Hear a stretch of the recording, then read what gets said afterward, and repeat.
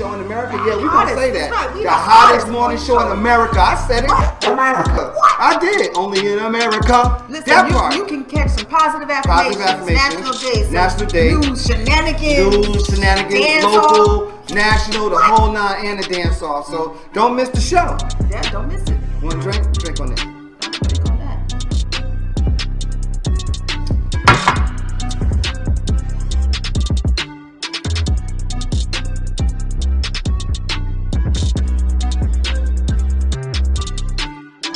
That's what it is, so. That's how we feel. So you make sure that you tune in. That's how we feel.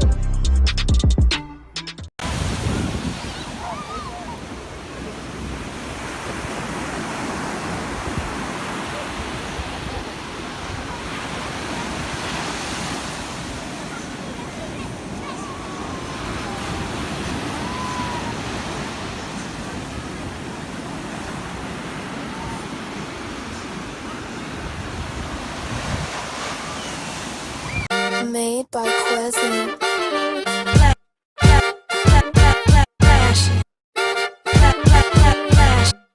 Miami Morning Show. You watching the wake up, the wake up, the wake up, the wake up, the wake up, the wake up, wake up. Miami Morning Show. You watching the wake up, the wake up, the wake up, the wake up, the wake up, the wake up, wake up. Miami Morning Show. You watching the wake up, the wake up, the wake up, the wake up, the wake up, the wake up, wake up. Miami Morning Show. You watching the wake up, the wake up, the wake up, the wake up, the wake up, the wake up, wake up. Miami Morning Show. You Miami Morning Show. You watching the Miami Morning Show. You watching the wake up, the wake up, the wake up, the wake up, the wake up, the wake up, wake up. Miami Morning Show. You watching the wake up, the wake up, the wake up, the wake up, the wake up, the wake up. Miami Morning Show. You watching the wake up, the wake up, the wake up, the wake up, the wake up, the wake up, wake up. Miami Morning Show. You watching the wake up, the wake up, the wake up, the wake up, the wake up, the wake up, wake up. Miami Morning Show.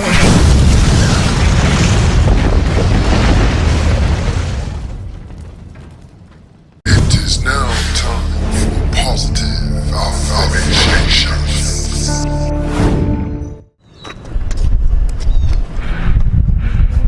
What y'all keep following me for? Cause you gotta say the positive affirmation. The positive affirmation? Yep. Well, what's the positive affirmation then? I can achieve anything I set my mind to. Okay, your positive affirmation is I can achieve anything I set my mind to. And right now, my mind is set to getting y'all money. Leave me alone now. Positive affirmations.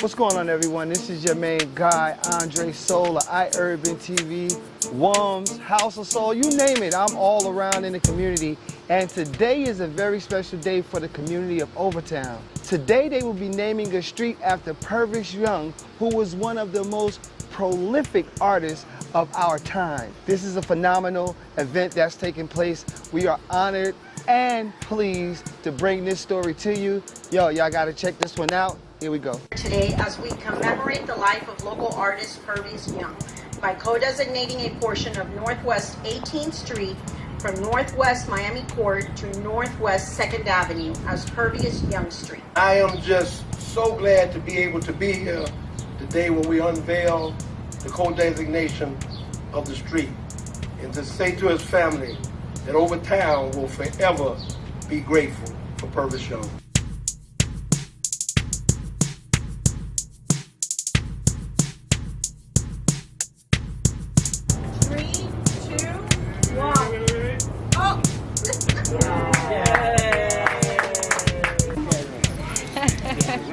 How is today important, a landmark event?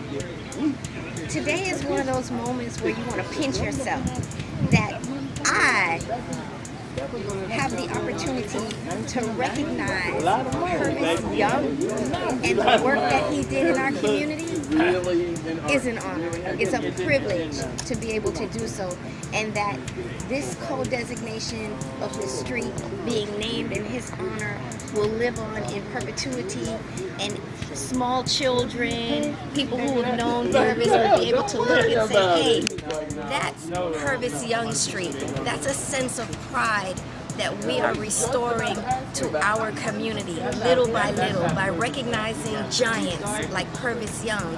And you see his beautiful mural behind us, and there's just more of that to come for our community. Purvis was always, if you look at his work evolved when they were doing the I-95 renovations and they were knocking down tenements. He chronicled what was happening in his community at the time. So when you go look at the museum, the mural at 79th Street, you see the construction, I-95 being constructed. So he paints a lot of bridges, he paints a lot of trucks. You see a lot of construction workers. And in the early 80s, when they had the riots in Miami, he paints you see a lot of tenement buildings and the crowds and fires. And so he was a student of history. That was one of his favorite TV shows. And that was reflected in his work.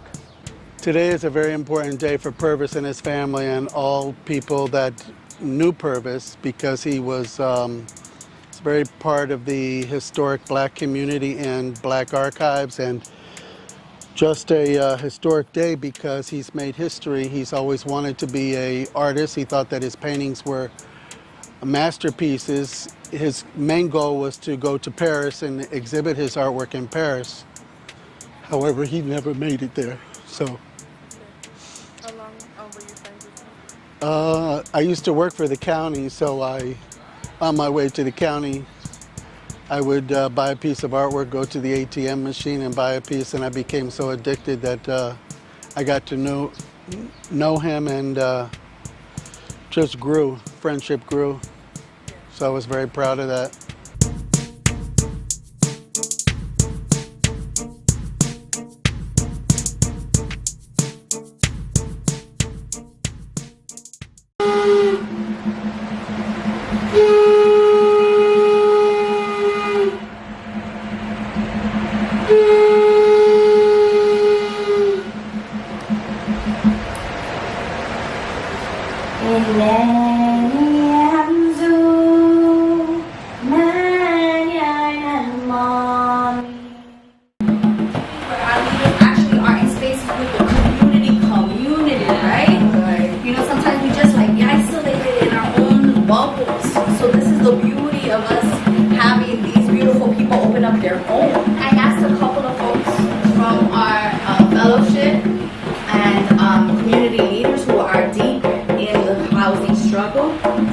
Words and open up, same as like we do on the DJ Spark on our Zoom calls, right?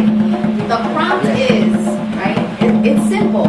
It's like, what's heavy on your shoulders right now about housing? And where do you see, like, we talk about disruption. We got smash up in here. We got women with broken heels disrupting. So it's natural in the life of creative disruption fellows are also here. So what is the thing that you're disrupting right now? We're trying to fix the system and break down these walls, right? And our whole entire sort of theory of change is that we want community control and community ownership of resources. That starts with the land, but it also is our renewable energy, it's the jobs in our community, and we want to build, we want to own, we want to build and maintain our own blocks. So right now, Push Buffalo started with 20 blocks. We're in 40 blocks. We have about 150 parcels of land. We're building affordable housing. The positive thing is that community-based organizations are rising up. We have Not For Self is a group of community-based organizers against development. In Dorchester, we have Reclaim Roxbury that's doing the same thing in Roxbury. Then you Keep It 100, JP. So folks are rising up and thinking about development in a different type of way. So that's a positive piece of it. We don't know if we could stop this development though. That's just keeping it what it is. What we are trying to do is making the development what we consider to be legal under the current fair housing regulations and laws. What weighs heavy on my heart is, what am I fighting for? What are we fighting for with our neighbors? What are we trying to protect? Because with Ironbound, one of our biggest housing struggles has been around public housing. and trying to maintain our public housing. There are 10,000 people on the waiting list for public housing. And so I look up to Rawa's organization, Push Buffalo, as the ideal. That's the North Star, right? You own the blocks. But it wasn't really that it took us 1 year. It's that we've been building for decades of making sure that we're organizing public housing tenants with private housing tenants, right? Because they need to see their struggle as shared, because they're often pitted against each other. Public housing ruins the neighborhood. I'm like, you're renting, you're just as precarious, and you have less protection from HUD. So we try to gain, really align the tenant associations in the public housing with the tenant unions that we're able to do building by building. A lot of the things that we're like battling here at the fellowship is like, we often think disruption is direct action. Going out to the streets, contesting that way. We need that. That's a tactic. That's not the strategy. So hearing you actually bring up disruption, we think about creative disruption. How are we being creative? How are we using the tools that we got? How are we using the moment, the political advantages right now in our benefit? We have to do something. Okay? I'm very sorry to have to do this like this, but I want to make sure you catch people before they leave. So, on behalf of the board chair, who is sitting all the way over in that corner over there, we wanted to give everyone here from the EJ Fellowship a little piece of Miami that you can take with you. Power. Power. Power. Power. Power. Power. Transformation. Transformation. Transformation. Transformation. Transformation. Transformation. And miracles. And miracles. And miracles. And miracles. And miracles. And miracles. I want it. I want it. I want it. I want it. I want it. I want it. I need it. I need it. I need it. I need it. I need it. I need it. I got to have it. I got to have it. I got to have it.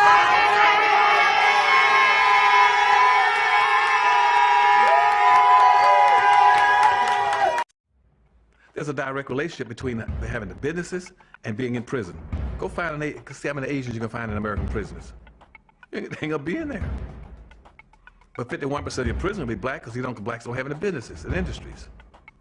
There's a direct link. Blacks won't practice group economics. Blacks won't practice group politics. If you don't practice, you're setting yourselves up. And I told that 5-story building, you're setting yourself to get wiped out. Understand the nature of race, which is economics. If you build the first floor, it's economic. Build your businesses and your industries. Control business and industry, and put that pools in your money, and hold that money, and practice group economics with it. Arab and Asian money bounces 12 to 13 times what it leaves. Jewish money bounces 18 times. Black folk got to learn how to practice group economics. Black Americans spend every penny they get outside their own community. Then you take the money and the wealth that you get from that first floor and go to the second floor. The second floor is politics. You then take that money on the first floor and you control your politics. Black folk must quit allowing people to tell them to go out and vote. Vote for what? Nobody's going to do anything for black folk in politics. Politics is controlled by money. Major corporations who got the money. That's what controls politics. If you have no money, you have no say-so, you have no benefits coming. So you take your money and you control, and you take your money from the first floor, you buy every politician on the second floor. And any politician you can't buy, you rent or lease them to get what you need. Then once you get the second floor under control with your politician, with your money, then you go to the third floor. The third floor then is the police department and the court systems. You take your money from the first floor and your politics on the second floor, and you control the court system and the police departments. Then the fourth floor, then is media.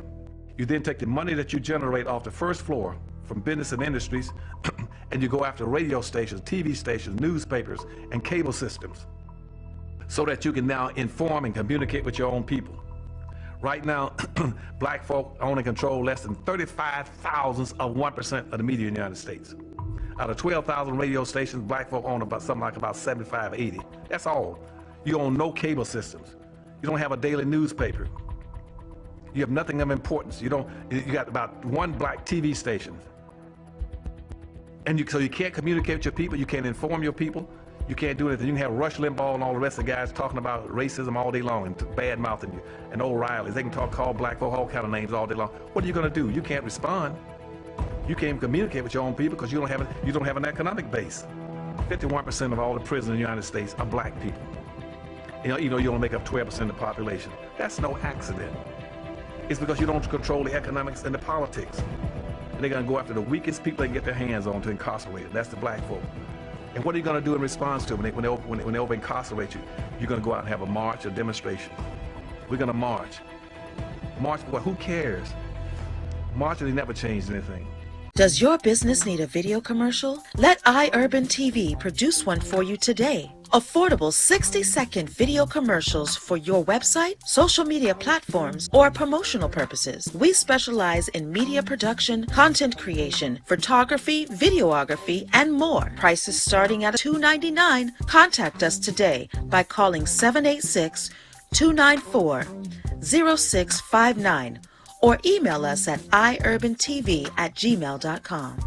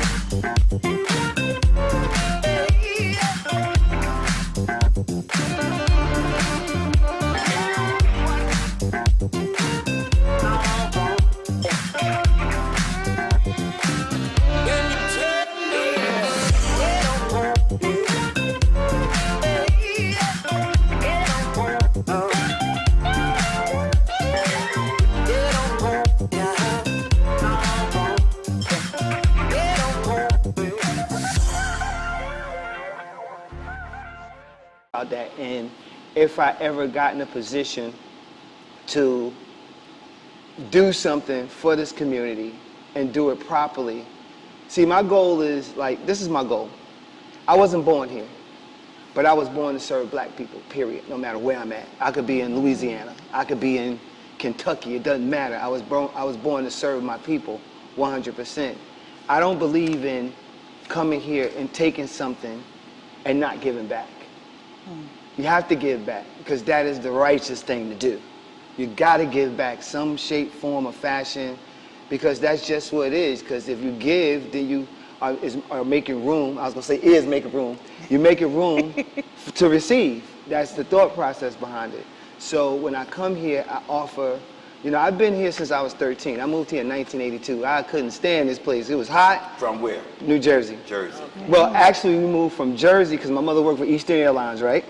So we moved from New Jersey to Atlanta. We lived in Atlanta for 4 years, and then she got this really good job down here, and she moved me down here, right? In 1982, I'll never forget it. Actually, I'm putting it in my book.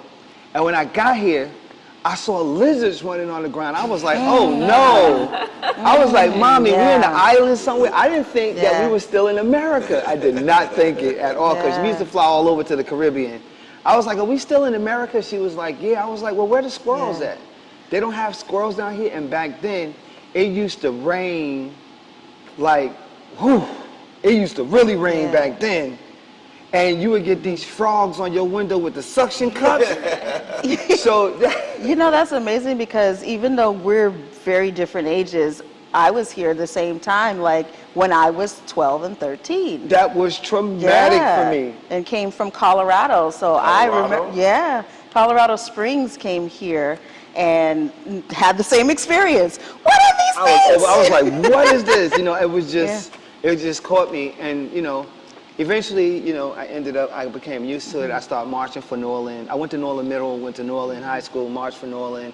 And I was supposed to march for FAM. I actually made the FAM drum squad. I never got to go though because life got real at that moment. Okay. So we're gonna leave that there. All right. But I do want to say it is an honor and a privilege to have you guys. Absolutely. To have you. I'm not gonna say you guys, but she's gonna be like, don't say you guys. To have such, for me, a prestigious group of people, a lady and gent, come and speak about and talk about the politics of Miami, black politics in Miami. Let's talk about that. Black politics in Miami. Before we get started, please introduce yourselves and tell us who you are, the dynamic duo. The ladies, no, his mama said it is Ladies Month. It's Women's Month. Yes, ladies first. I'm Barbara Hardiman. My husband, Billy Hardiman. Who we are, I think we're just people who love our community and just try to give back. The comment that you made about giving, that's what we live our lives by. Just trying to give back and make the community better. Right. And we've been doing that for 40 plus years. Together? Together. Together. 40 so okay, here we go. Where did y'all first meet? How did y'all meet? Yes. Let me go ahead. No, you go ahead and finish. You do your introduction. Yeah, do your introduction. Tell us how y'all met. I want to hear this. We probably have a different idea of how we met, but 40-year argument. I want to start with you know, my father. Bahamian is L.G. Hardiman from Cordele, Georgia. Okay. His wife is Ethel Hardiman, Cordele, Georgia. Country people. Right. Okay. They had 15 children. And wow. I know it's a lot of y'all. I know it is. I met back in the day, was a lot of children. I'm number 5, so I had 10 under me. Right. Of the first one to be born in Miami, the other 4 were born in Georgia. Okay. So that's how I began my beginning. Humble beginnings. Right. And where were you, in Liberty City? Or where'd you? When my parents first moved here, they settled in the Grove. Okay. They settled in the Grove, stayed in the Grove a few years, and moved to Liberty City. I remember moving to Liberty City. I went to elementary school in Liberty City from the first grade Right. till I graduated from high school. Right. So that's interesting. And I was actually born in Hollywood, Florida. Okay. Grew up in Carver Ranches, which is now known as West Park. Right. Yes. I would say my household wasn't as functional as it could have been.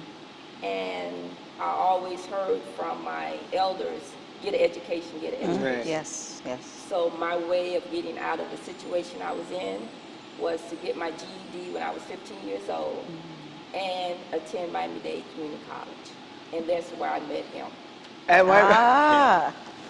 went to Miami-Dade. So when you met her, what did you say when you saw her? What was in your mind? Well, I was the president of the student union, the Black Students Union. Okay. And she was I was a journalist for the school newspaper. And my assignment was to go and do an interview about these radical students. I went to go interview, saw him. To me, it was love at first sight. I never wrote the article, never wrote another story. Wow. Joined the Black Student Union, and from there, we just grew close and closer together. What did he say to woo you? Oh Yes. my gosh. I just remember it was You know, when you're tall, dark, and handsome. Yes. I'm such in awe right now. I'm such in awe right now because I was president of the African Student Union there too. Oh, really? At the WUMMS campus, Okay, yes. outstanding. Yes, Okay, outstanding. I was. And I can't think of the lady's name. She was a black lady, had dreads. She was over the African American studies there. I can't think of her name, and it escapes me right now. But it'll come back. But yeah. Well, you know, growing up in Miami, right? Growing up,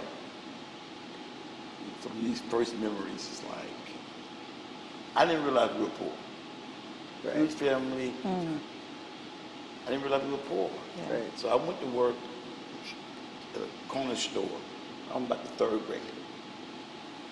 Worked all year. All summer, had my mom save my money, hold my money. Come that time for school to start, I went to my mom, hey, my money. She don't spend my money. I'm over in the corner, I'm mad. My brother walked up, my brother Walter, walked up to me and said, what's wrong with you, man? I said, she spent my money. He said, you realize she bought food and got to pay rent. Yeah. You know, we poor. Right. What? For real, I'm like I didn't. And when he told me that, I felt deeply loved by mom. Yes. And since then, all my siblings call me the flower child because I would take her flowers. Right. And so that kind of shaped who I was, kind of young. Yeah. Finished high school, went to the Army, stationed in Atlanta. Right. Wow, Atlanta, look Georgia, at that. Right. For 3 years. Why about this tall. Why in Atlanta? He was that tall? Tall, dark, and handsome. Why in Atlanta? In Atlanta. I used to fly back to Miami 3 weekends a month through a military hop. Right. To Opelika Airport. Right. That's called a military hop. So I raised up here, left here, a regular Miami guy, just a Miami guy. I don't know how to say that. This been a fast city. During that time, it was the cocaine, cowboys era. Yeah. So I came back home once on one of those trips and tried to rob the dope man. You did? Yes. Okay. Me and my buddy, we tried to. Long story short, he got shot in the leg. Went down, police caught us. Went downtown.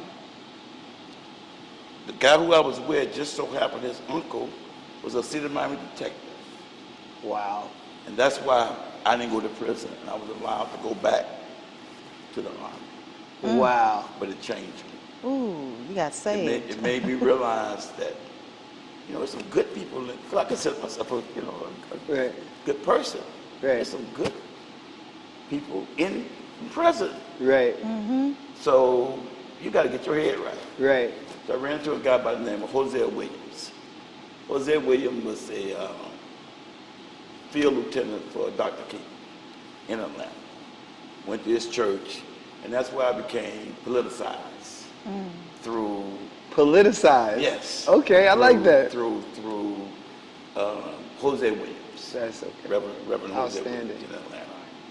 And when I got out of the Army, took that mindset, came to Miami Dade, Black Student Union, and really learned my history, African history. And being from Miami, you didn't know who you are. We're from Miami. I know where you're from. I learned my history. I learned who we are. That's why I love our people. Consider ourselves Pan-Africanists. Whether you Pan-Africanists, total liberation and unification of all Africans. Y'all better go ahead. I never knew this. I never knew. Yes. I love it. You know, that's my. That's our foundation. In fact, I was excellent. we were running into some infighting with some of the other local activists here, and I'm like, couldn't figure out what it was. And then one of my dear friends said, you know, Billy, you don't understand that there's a Bahamian Georgia boy fight. Right. What are you talking about? Right. I get it. He said, look at the commission. You got Dennis Moss, Bahamian, Betty Ferguson, Bahamian. Wow. I think of this, was it Roll? No, what the third, what is that? No. And then he brought up, Teal? Not Teal.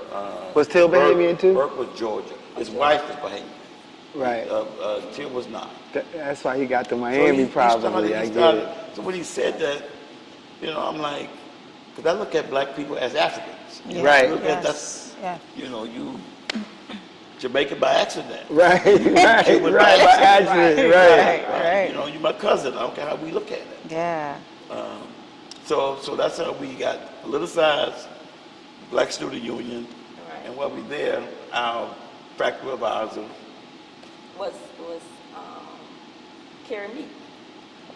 Carrie Meek was our faculty. And who else? She was your what? Faculty advisor. She worked at Miami-Dade. She worked at Miami-Dade. Whoa. This is so dope. I'm learning a lot today. Yes. And also her buddy was Miller Dawkins, Commissioner Dawkins.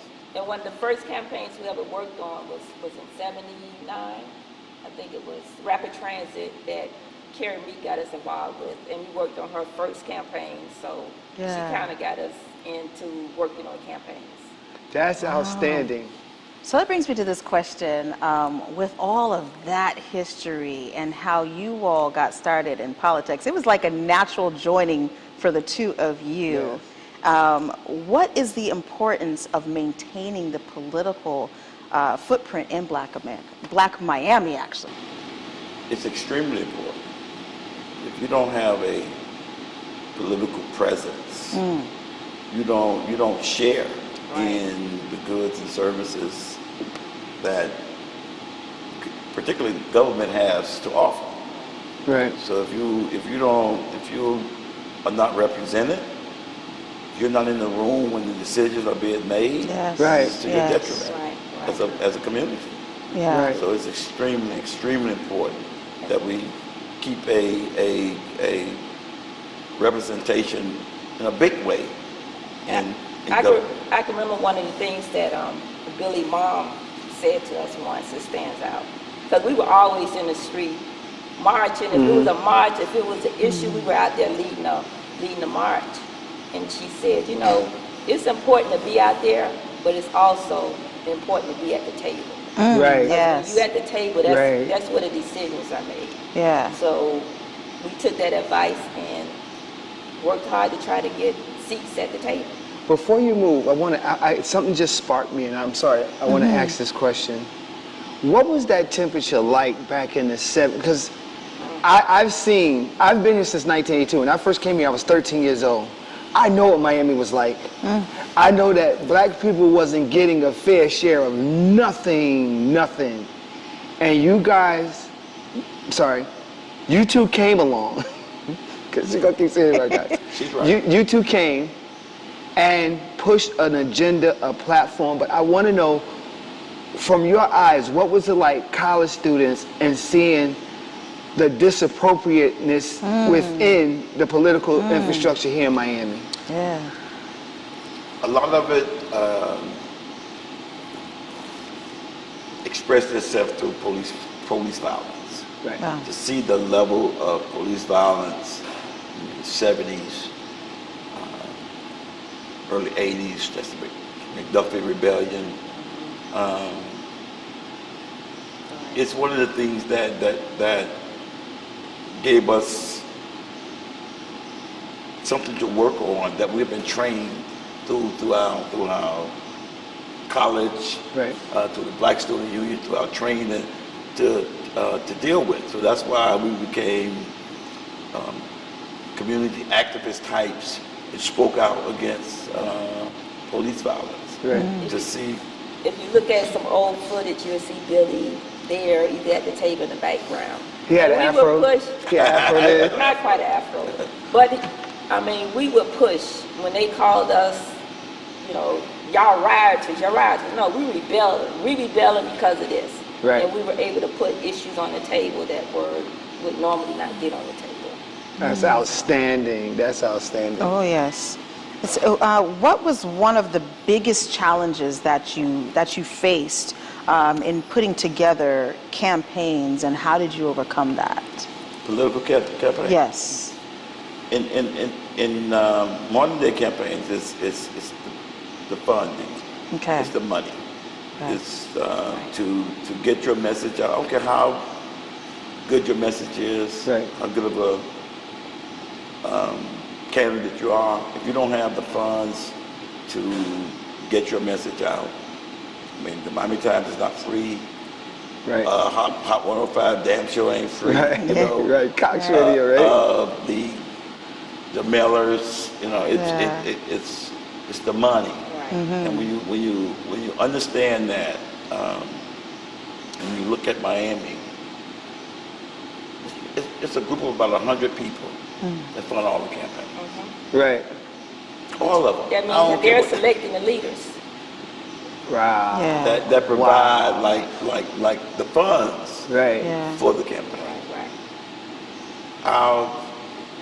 One of the things we do, we take, I'll call underfunded candidates, and help them get their message out. Help them get their message out. Invest our time, knowing that they can't pay us. Can't afford to pay us, but we believe in them. Right. And if we believe in them, so it's not just the money. We need the money to be able to do it, but we don't go in for the money because most of them cannot pay us. You're talking about a demographic that don't vote because they've been so disenfranchised and they've been so shut down that they don't believe in voting. Right. It's not an accident that we don't vote. I mean, just like it's not an accident that we don't read as much as we should read. We've been taught that. I mean, it was a point that you got killed if you went to go vote. Just like at a point if you went to read a book or something, you got killed. Wow. So I think it's like in our minds.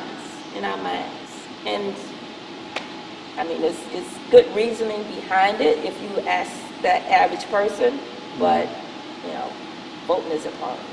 It's imperative. It is such a thankless job, like being an elected official. Right. It's a thankless job. A lot of people hate.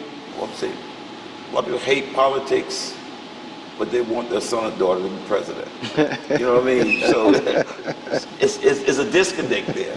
Yeah. And then people, they're quick to say, I'm not into politics. But your every, you know. Everything you do is political to some degree, right? What we, in terms of our campaigns, again, what we try to bring to the table is being genuine and make sure we are vetted to the best of our ability the people we are endorsing. Right. Yeah. And because I have to take these candidates to my mom, right. vote for this person. Right. Now, if they get in there and don't do what's right, I got to go back to my mom and say, hey, I'm sorry. Right. Because she's watching. Mama's the same way. The person wasn't what I thought they were. Right. Yeah. Okay. So we're going a different way this time. Have you ever backed or endorsed or supported someone that you found out you didn't like? Oh yeah. We don't have to say no names. When you find out, you know, I mean, to be an elected official, you have so many people telling you again how tall, dark, and handsome you are, what you look like. Right. That it kind of, you know, your head could blow up. Could blow up. Right. And to me, it's important, not necessarily how I'm treated, it's how you treat other people. And to me, everybody, you can never have anything that's going to make you better than anybody else. I don't care about what your car you drive, what house you live in. So you give people the same amount of respect. And you find out, like Billy said, head gets big and they forget about the average person, they begin to think that they're better than the people that they're supposed to be serving. And if I discover that they really are not genuine, don't genuinely care about the community. Right. If I feel that, then if I'm all bets are off. Right. I don't care who you are. Right. You know, it's about the community first. Right. I want to ask you this. When we talk about having a fair shot, you know, in Black Miami, Black America, in politics, what to both of you is how do you change the narrative? Even now we're struggling to do that, where we are putting our foot on the pavement and we got a presence in Black America. We're definitely making sure that we have a presence, but it's still a struggle. So how do we get fair representation now? What do we say to the millennials? What do we say to the, what is it, Gen X? Gen Xers. What do we say to them? Mainly millennials. Yeah. But what I find is that the world make our people realize that we have to stay together. We have to fight. We have to continue to fight. We have to continue to struggle. Every time we make any advances as a people, there's a backlash. Right. It's a huge backlash. The backlash we're experiencing right now against Obama, against the first African-American president, introduced Trump. Yeah. And what all that represents. Right.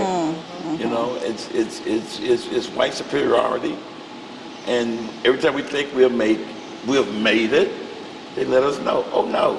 Right. So we have no choice. It's our oppressors are going to make sure, it's going to make us so uncomfortable that we have nothing, we have to fight. We have to turn to each other and say, hey, we got to overcome this common enemy, this common objective. Right. So we chat a little bit, right? And have good living room conversation, right? So one of the things that we definitely said that I want to focus on, and you said it, Ms. Harden, is Black excellence. Talk a bit about Black excellence and what success means to you. Success to me is, I get a joy out of helping others. Yeah. I have a nonprofit at Moore Park that I've been working with for 22 years. Yeah. We we have 150 kids enrolled. We service like 125, 130 kids a day. To see those kids be successful, to see those kids get exposed to things that they normally wouldn't not get exposed to. Right. I mean, we've taken hundreds of kids, every place you could think of in Florida, from the Keys, Right. they experience things that people come from all over the world to see. We've taken kids to Hong Kong, we've taken kids to Space Camp. We're getting ready to take 30 kids during spring break on college tour. And these are things we do annually. And like I said, we've been doing this for 20 plus years. Right. Yeah. So to me success to me is to be able to help the next generation. And to see kids that have been in the program since elementary school, now middle school, high school, college, and paying it forward and coming back and contributing to the community. Yeah. That's success to me. Mr. Billy? I think it's the words, whoever said success is when opportunity, when preparation meets opportunity. Yes. Okay, you got to be prepared. You got to instill into our young people to prepare yourself. You don't know when that moment's going to come. When it's going to be the next man up or next woman up. So you got to prepare yourself. Right. And when that opportunity comes, you'll be successful if you're prepared. If you're not prepared, it's going to be a squandered opportunity. Right. So, Mr. Billy, you say you have to be ready so you don't got to get ready. That's right. That's what we say. Stay ready. And what I think Billy and I show is that you don't have to be you don't have to take away from yourself in order to serve your community. Right. You know what I Come on. mean? Yes, yes. Most people think that they have this image that if you give into your community, you got to be dang near homeless. Right. You know, you can't enjoy the finer things in life. Right. And we show as example that we can still, you know, eat what we want to eat, drive what we want to drive, Right. and still put our community at our top priority. At the highest. I think Yep. one of the things that absolutely turns me off about being a part of or latching onto anything that somebody is doing, you know, they can be doing something amazing and positive, but I get a little clouded and I'm really turned off when they're too boastful. You know, when it especially, there is a fine line, and, you know, correct me if I'm wrong or make a statement about this, but there's a fine line between pushing our Black agenda, right? And making sure that they know who we are and being boastful about it. Am I right? Wearing it on your sleeve, that's what we call it. Yes. What do you call it? What? Wearing it on your sleeve. Wearing it on your sleeve. Yes. I like that. Yeah. I like that. So, go ahead. No, and we have had the opportunity coming up in Black Student Union Right. to travel. I mean, we met. We hung out with Jesse Jackson, Stokely Carmichael. The list just goes on and on and on, that the opportunities that we've had. And now even when my family members see me, they say, "Oh, you still into that Black stuff?" Well, I am. I'm Black, right? Last time I checked, you Black. You know what? That's in order to make the next generations want to be involved in fighting for our people. Right. It has to. They can't look at you. Okay, you're a soldier, right? You can't look like you can't look bad. You can't have no shoes, no clothes, no car, no apartment, no. Right. And you want me to do? No, I don't think. That's what I say. It's a fine line. I want to find something else to do. So I think it's important to show, but you never know the kids who are looking at you. That yes, you could be an activist. You could be for the community. You can fight like hell for the community, but at the same time, do not use it for the damn excuse not to support your children. Right. Yes. Don't use it as an excuse. Right. You know, not to take care of your responsibilities. Right. Yeah. We have to take care of those. Plus, fight for our people. Right. That's our duty. Now, on top of everything else, let's talk about this. The Hardeman regime, okay? I want to expound on this because I know in certain cases people try to make the Hardeman name or the Hardeman political machine look bad, right? And I think that there's a misconception. I think that other news outlets and other newspapers want to paint this picture because it gives them a form of control, and I am definitely about taking control over our narrative. So at this moment, because people are watching and they want to know, like, well, you know, he's not. No, we're going to talk about that too, because we talked about it, and I want you to feel comfortable in talking about it. That's why we talked about it previously, right? So let's talk about the Hardeman political regime and why it exists and why it stands the way it is, and what are some myths that could be debunked about the Hardeman regime right now? Because you mentioned a lot on the break. What are some myths that could be debunked? Some honest to goodness stuff. Well, when you say the Hardeman regime, you know, it's we've only had 2 elected Hardemans. Right. Not a dynasty, not my father, my son, none of it's been 2. Right. For two terms. Not one was elected for 1 term and now the other one's going to his 3rd term. Right. So it hasn't been this long Kennedy's type thing, no. And you have folk want to say that particularly that I think the newspapers, the television reporters to a certain extent want to look at what Barbara and I have accomplished.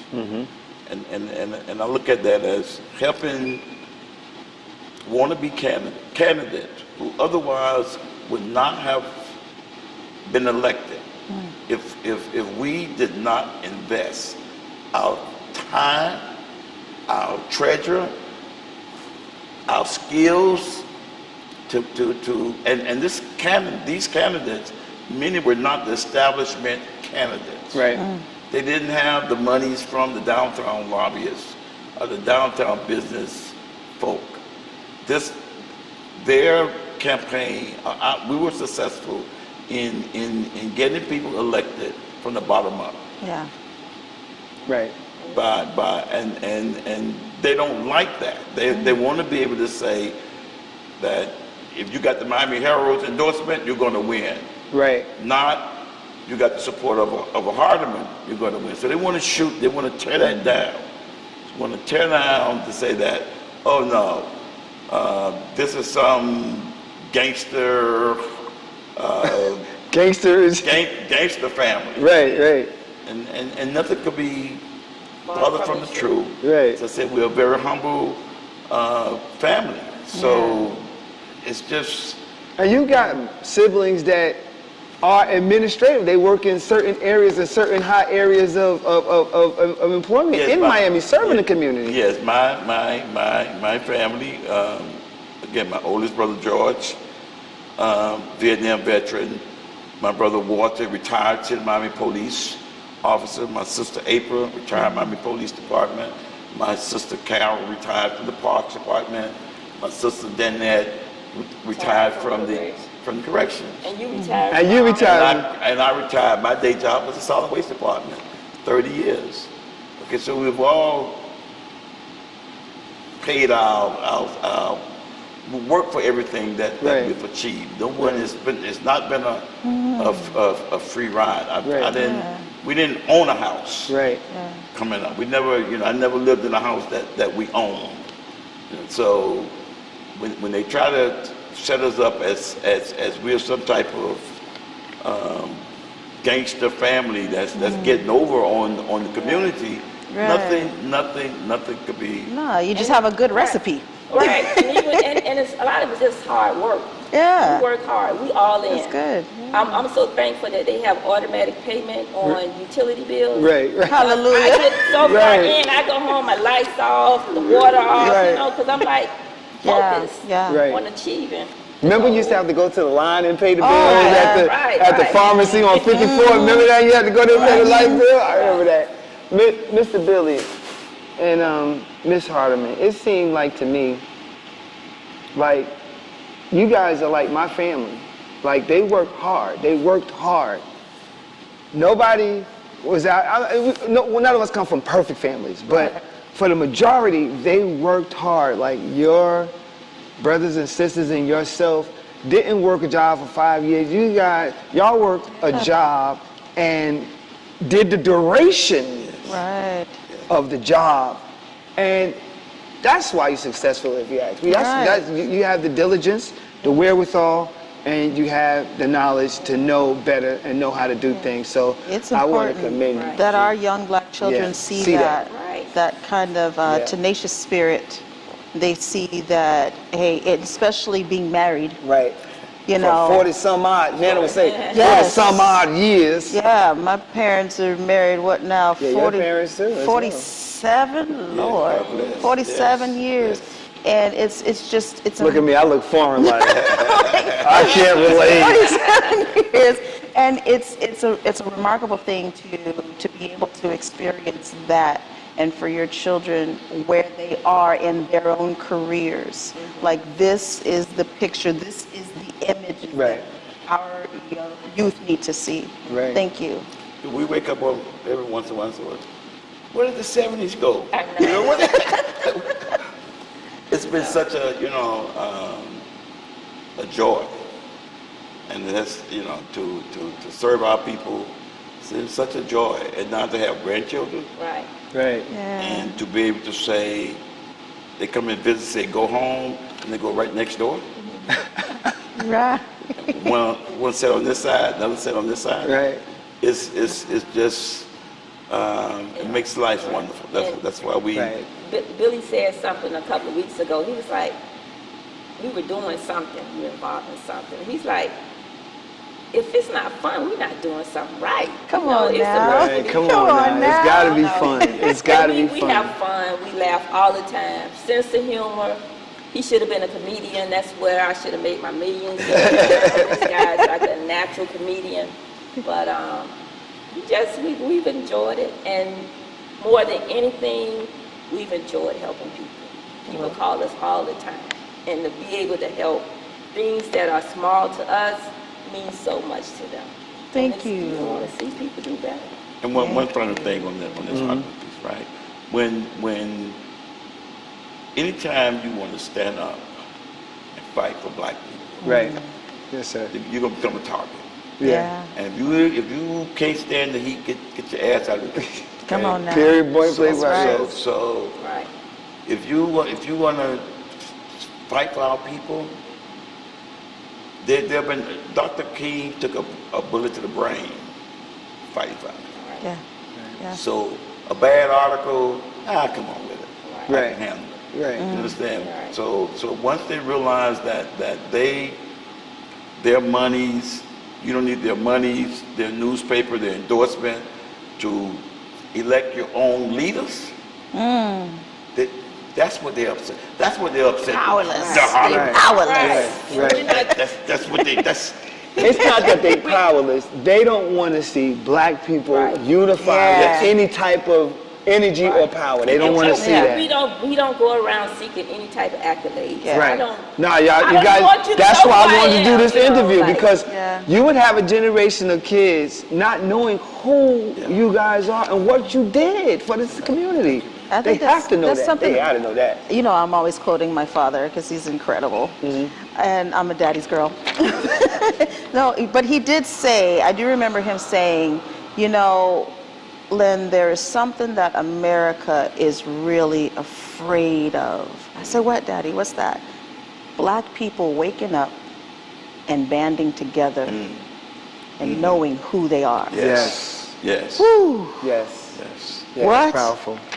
That's powerful. Yeah. I'm going to do this because I would say, normally I say Billy and Barbara. I'm going to say Barbara and Billy Hardiman, thank you so much. Thank you so much for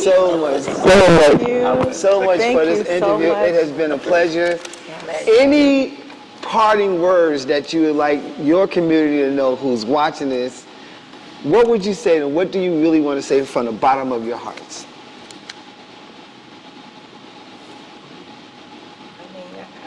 I genuinely love the community. That's all I can say is I love you. Right. That's all I can say. And I try to show it every day. Okay. That's all I can say. That's it. Yeah, I heard it. That's it. It's final words. Final word. Ditto? Ditto. Ditto? That's final words. Mr. Billy say ditto. Ladies, not the last. Last. Thank you very much. We appreciate it. Definitely. We can get up? Yeah, we can get up. Yes. Now you get up. Couple of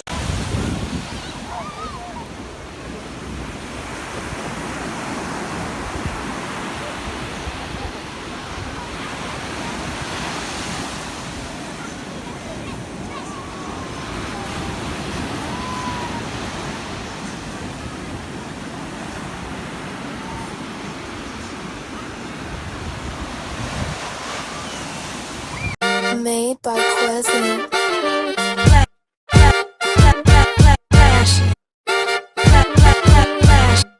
Miami Morning Show. You watching the wake up, the wake up, the wake up, the wake up, the wake up, the wake up, wake up. Miami Morning Show. You watching the wake up, the wake up, the wake up, the wake up, the wake up, the wake up, wake up. Miami Morning Show. You watching the wake up, the wake up, the wake up, the wake up, the wake up, the wake up, wake up. Miami Morning Show. You watching the wake up, the wake up, the wake up, the wake up, the wake up, the wake up, wake up. Miami Morning Show. You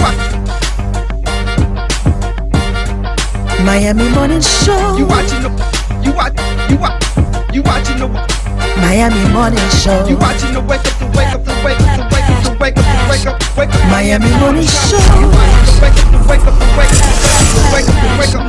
Miami Morning Show. You watching the wake up, the wake up, the wake up, the wake up, the wake up, the wake up, the wake up, Miami Morning Show. You watching the wake up, the wake up, the wake up, the wake up, the wake up, the wake up, wake up, Miami Morning Show.